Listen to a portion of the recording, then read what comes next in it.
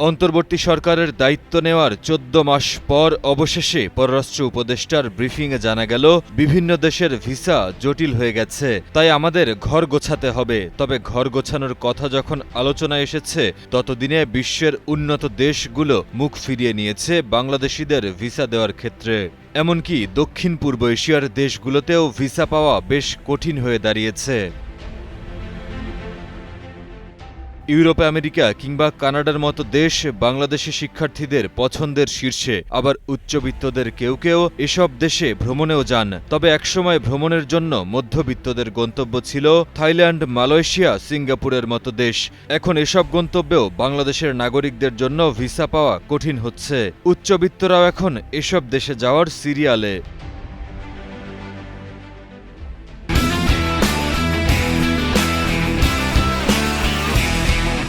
বাংলাদেশি পাসপোর্টধারী ব্যক্তিদের বিভিন্ন দেশে ভিসা না পাওয়ার বিষয়ে উদ্বেগ প্রকাশ করে বুধবার পররাষ্ট্র উপদেষ্টা তৌহিদ হোসেন জানান, বিষয়টি সমাধানে আলোচনা চলছে। বাংলাদেশি ভ্রমণপিপাসু পর্যটকদের জন্য দিন দিন বাড়ছে দুর্ভোগ ও বিড়ম্বনা। ক্রমেই যেন কঠিন হয়ে উঠছে বিষয়টি। গত কয়েক বছরের তথ্য বিশ্লেষণে দেখা যায়, বাংলাদেশি পাসপোর্টধারীদের ভিসা দিতে অধিকাংশ উন্নত ও উন্নয়নশীল দেশেই যেন অনিচ্ছুক। ভিসা দেওয়া তো দূরের কথা, যেসব দেশে অন অ্যারাইভাল ভিসা চালু আছে সেসব দেশও বাংলাদেশিদের প্রবেশ করতে না দিয়ে বিমানবন্দর থেকে ফিরিয়ে দিচ্ছে।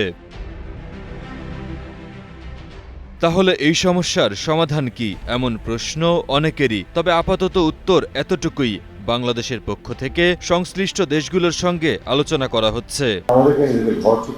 এদিকে ভারতের পররাষ্ট্র সচিব গেল ৬ অক্টোবর জানান, বাংলাদেশে ভারতীয় ভিসা ইস্যু আগের তুলনায় বৃদ্ধি পেয়েছে এবং ভবিষ্যতেও এই হার আরও বাড়ানো হবে।